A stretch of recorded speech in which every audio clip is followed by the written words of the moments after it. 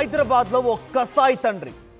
నేను ఈ మాట ఎందుకు మాట్లాడుతున్నానంటే, కన్న పేగునే తెంచేసుకొని అటు తల్లికి తెలియకుండా తన కొడుకుని, 3 ఏళ్ల కొడుకుని ఓ సంచిలో మూటగట్టి మూసి నదిలో పడేశాడు దుర్మార్గుడు.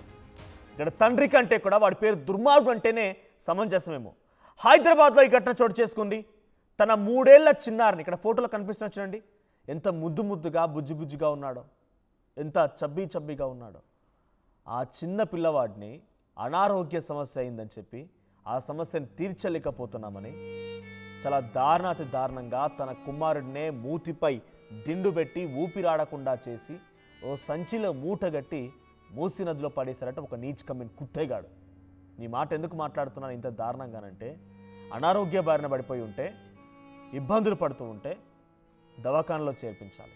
డబ్బులు లేకపోతే ప్రభుత్వ దవాఖానలో చేర్పించాలి.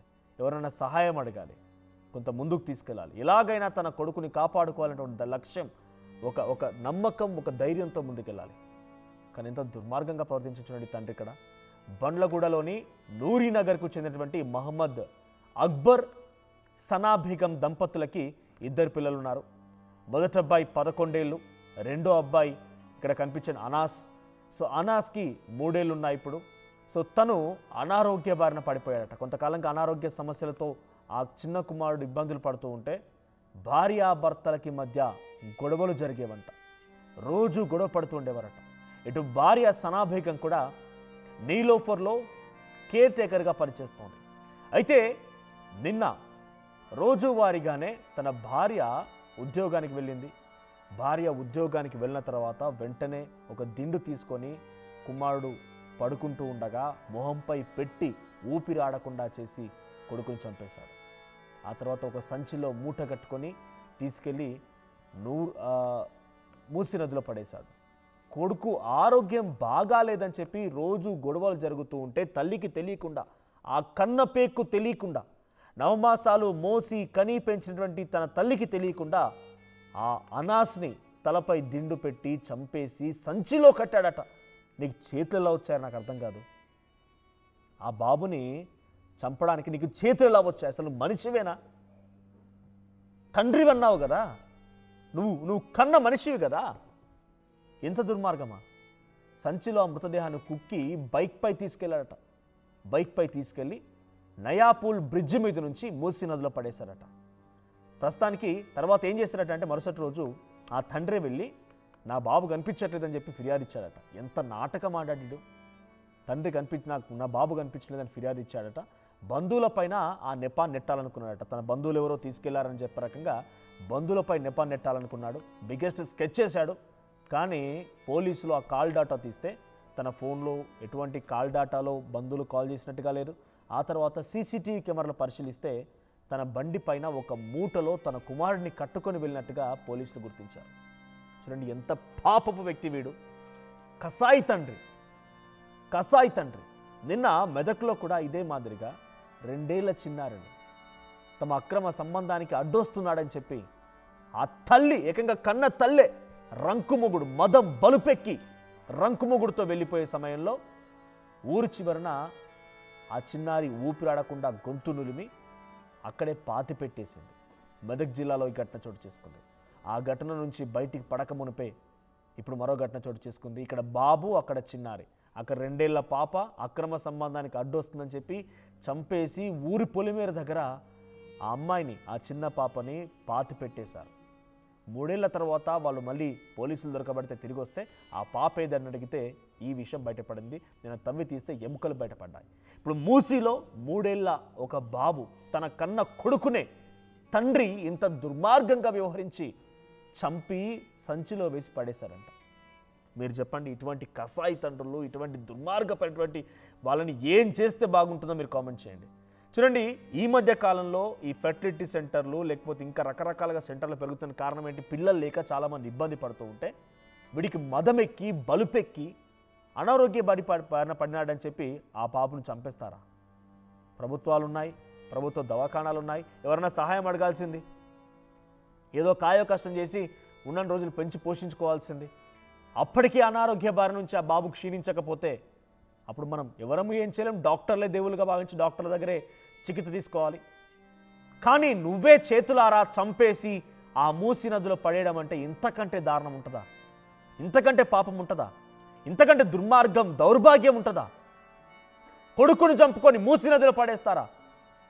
ఇన్ని రోజుల పాటుగా నాన్న నాన్న అని ఏం చక్క పిలిచేవాడు.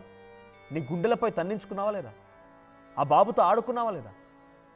ఇంటికి రాగానే ఎంత స్ట్రెస్ ఉన్నా, ఎంత బయట ఎన్ని పని చేసినా ఇంటికి రాగానే నాన్న అని చెప్పి నీకు ఎదురుగా వచ్చి డాడీ వచ్చాడమ్మా అని చెప్పి ఆ తల్లికి చెప్తూ ఉంటే ఎంత బాగా చూసుకునేవాడు, ఎంత ముద్దుగా ముచ్చముచ్చటగా ఉండేవాడు.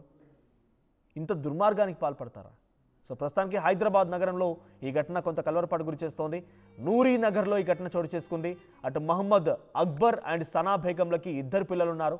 మొదటి బాబు 11 ఏళ్ళు, రెండో బాబు 3 ఏళ్ళు. ఇక్కడ కనబడుతుంటే అనాస్. సో అనాస్కి కొంత అనారోగ్య పరిస్థితి ఉందట. అనారోగ్య పరిస్థితి ఉన్న కారణంగా అటు భార్యాభర్తల మధ్య తరచుగా గొడవలు జరుగుతూ ఉండేవట. తన తల్లి సనా బేగం నీలోఫర్ దగ్గర కేర్ టేకర్గా పనిచేస్తోంది. నీలోఫర్ ఆసుపత్రిలో కేర్ టేకర్గా పనిచేస్తున్నటువంటి సనా బేగం ఆసుపత్రికి వెళ్ళగానే, ఉద్యోగం కోసం ఆసుపత్రికి వెళ్ళగానే ఇక్కడ తండ్రికి సమయం దొరికింది.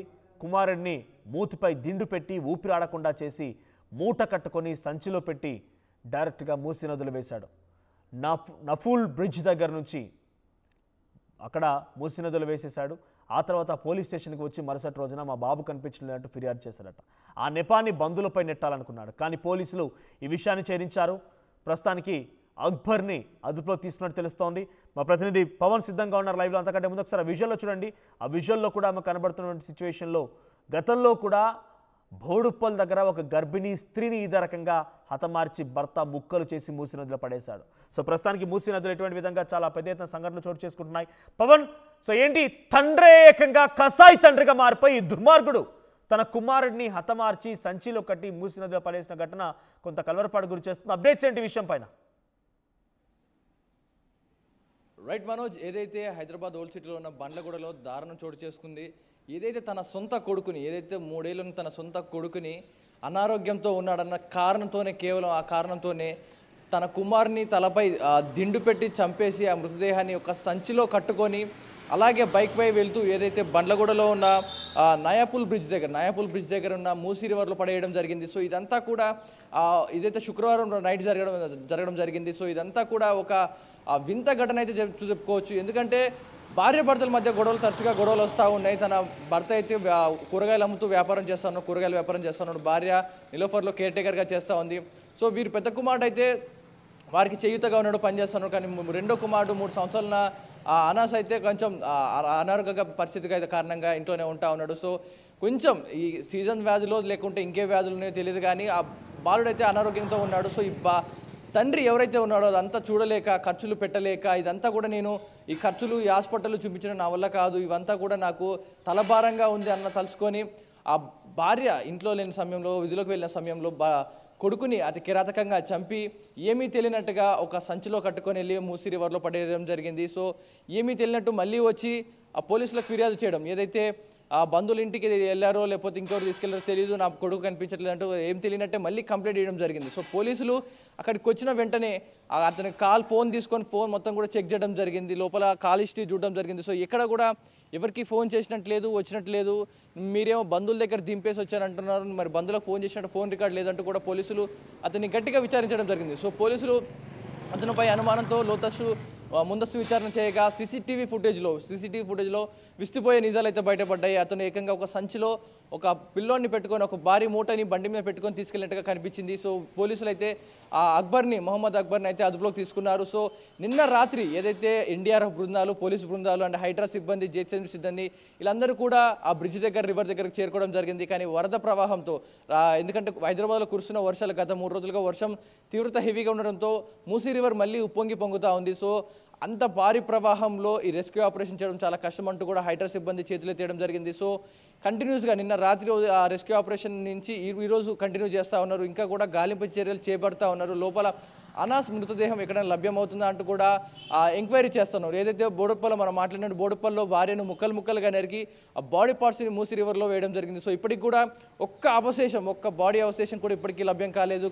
సో పోలీసులు ఇంకా కూడా దానిపై కసరత్తు చేస్తూ ఉన్నారు. సో ఇది కూడా ఎలాగే అవుతుందా, లేకపోతే ఆ బాడీ దొరికే అవకాశం ఉందా, ఇంకా స్పష్టత రాలేదు.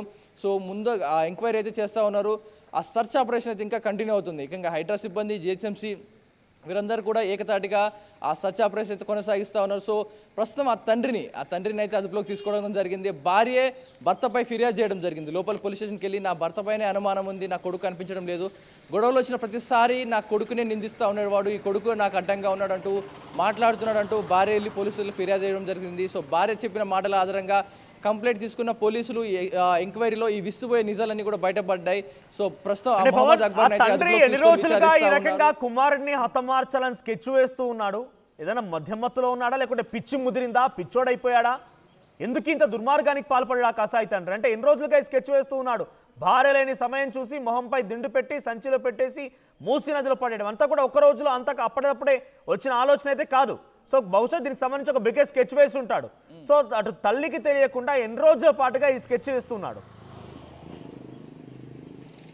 రైట్ మనోజ్, మనం అనుకున్న ఒక విధంగా చూసుకుంటే ఏదైతే భార్యాభర్తల మధ్య కొంతకాలంగా అయితే గొడవలు నడుస్తూ ఉన్నాయి. సో ఈ గొడవల నేపథ్యంలో కుమారుడి ఆరోగ్య పరిస్థితి వల్లే వీరిద్దరికి గొడవలు అవుతూ ఉన్నాయి. సో కుమారుడికి హాస్పిటల్లో చూపించాలి, మెరుగైన వైద్యం అందించాలంటూ కూడా భార్య ఆ భర్తను కోరుతూ ఉంది. మనం సంపాదించేదంతా మన పిల్లల కోసమే కదా భర్తని అంటూ భర్తపై ఒత్తిడి తేవడం జరిగింది. మన కుమారుని ఆరోగ్యం మేలు చేసుకోవాలి, హాస్పిటల్ చూపించాలి, ఇంకా వేరే పెద్ద హాస్పిటల్కి వెళ్తాం, టెస్టులు చేద్దాం అంటూ కూడా భార్య పదే పదే అడగడం. సో దీనిపై భర్త ఆగ్రహం పెంచుకున్నాడు. నా సంపాదన అంతా కూడా మీకే పోతా ఉంది, వీడు లేకపోతే నాకు ఇంకో కొడుకున్నాడు, వీడు ఒకడేనా అంటూ కూడా భార్యపై పదే పదే మాట్లాడుతూ, ఆమెపై దురుసుగా మాట్లాడుతూ పదే పదే గొడవ పెట్టుకున్నాడు. సో ఇదంతా కూడా ఈ గొడవల నేపథ్యం గత నెల రోజులుగా కూడా ఈ గొడవల నేపథ్యంలో ఆ భర్త మనసులో అయితే పెట్టుకోవడం జరిగింది. అసలు ఈ కుమారుడే నాకు అడ్డుగా లేకపోతే ఈ హాస్పిటల్ చూపించేదంతా ఉండదు, నాకు భార్యతో నాకు గొడవలు ఉండవు, మా భార్యాభర్తల మధ్య ఏ అడ్డం ఉండదు అని ఆలోచించిన భర్త ఏ పక్క ప్లాన్ ప్రకారంగా పడుకున్న పిల్లోడు అయితే అనారోగ్యంతో ఇంట్లో పడుకున్న పిల్లోడిని ఏమీ తెలియనట్టుగా దిండుతో నొక్కేసి చంపేసి ఆ మృతదేహాన్ని కూడా మాయం చేసే ప్రయత్నం చేశాడు. కానీ భార్యాభర్తల మధ్య గొడవ జరిగిందే పిల్లోడు గురించి కాబట్టి భార్యకు అనుమానం వచ్చి పోలీసులకు అయితే ఫిర్యాదు చేయడం జరిగింది. సో పోలీసులు ఎమ్మటే ఆ భర్తపై మొహమ్మద్ అక్బర్పై అనుమానం వచ్చి ఎంక్వైరీ చేస్తగా ఇవన్నీ కూడా బయటపడ్డాయి మనోజ్. లేకుంటే ఇవన్నీ కూడా మరో డెత్ మిస్టరీలా మిగిలిపోయేది, మరో శాస్త్ర కేసులా మిగిలిపోయేది. సో ఇందులో తండ్రి కిరాతకుడు కానీ పోలీసులు అయితే తేల్చడం జరిగింది Manoj. Right, thank you Pavan. So old city బండ్లగూడలోని నూరీనగర్లో అటు సనా బేగం అండ్ అక్బర్ ఇద్దరు భార్య భర్తలు, ఇద్దరు పిల్లలు ఉన్నారు. సనా బేగం నీలోఫర్లో కేర్ టేకర్గా పనిచేస్తుండగా ఇటు భర్త అక్బర్ మాత్రం తను కూరగాయల వ్యాపారం చేస్తున్నాడు. సో రెండో కుమారుడు అనాస్ 3 ఏళ్ల ఆ అబ్బాయికి అనారోగ్య పరిస్థితి ఉందట. అనారోగ్య పరిస్థితి నేపథ్యంలోనే తరచుగా భార్యాభర్తలకు మధ్య గొడవలు జరుగుతూ ఉండేవట. సో ఈ గొడవలు తారాస్థాయికి చేరిపోయాయి. రోజు ప్రతిదానికి కూడా చిన్నబాబునే బూచిగా చూపించేవాడని చెప్పి అటు భార్య సనా బేగం చెప్తోంది.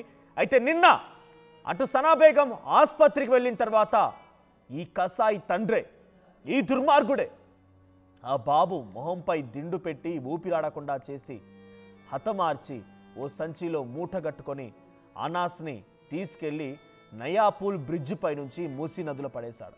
చాలా తీవ్రంగా ఉధృతంగా ప్రవహిస్తున్నటువంటి ఆ మూసీ నది ప్రవాహంలో ఆ మూట ఎక్కడికి కొట్టుకుపోయిందో తెలియదు. కానీ ఆ తర్వాత ఆ తండ్రే మళ్ళీ పోలీస్ స్టేషన్కు వచ్చి మా బాబు కనిపించడం లేదంటూ కంప్లైంట్ ఇచ్చాడంట. ఈ నెపాన్ని బంధువులపై నెట్టాలనుకున్నాడట. సో ఫైనల్గా పోలీసులు కేసుని ఛేదించారు. తండ్రే ఈ దుర్మార్గానికి పాల్పడ్డాడన్నట్టుగా సీసీటీవీ ఫుటేజ్ ద్వారా అర్థమైపోయింది. ఇక్కడ ఫోటోలో చూడండి, చిన్నగా బుజ్జుగా కనబడుతున్నటువంటి ఆ బాబు ఫోటో చూడండి ఒకసారి.